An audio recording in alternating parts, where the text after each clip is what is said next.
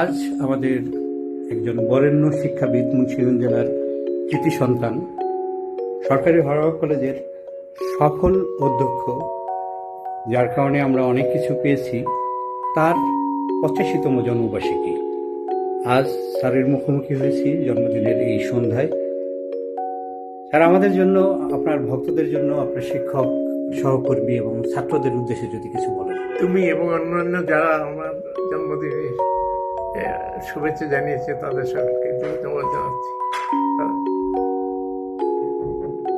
তো স্যার, দুই নাতনি পরিবেষ্টিত, একজনের নাম সিমোনা, একজন সামান্থা। তোমাদের অনুভূতি কি, তুমি যদি বলো। নানুর 85তম জন্মদিনে থেকে আমার খুবই ভালো লাগছে। আমি খুবই আনন্দিত। আশা করছি নানু সাথে আমরা আরো সামনের দিনগুলো পাবো। ধন্যবাদ।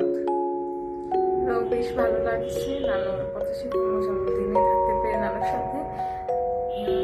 আনন্দিত করি নানু আরো বছর আমার সাথে। এমন দিনে আমরা আমাদের প্রিয় বরেণ্য শিক্ষক আবুল কাশেম স্যারের শতায়ু কামনা করছি, এবং তোমরাও আশা করব স্যারের বয়সী হবে এক সময়। ধন্যবাদ সবাইকে।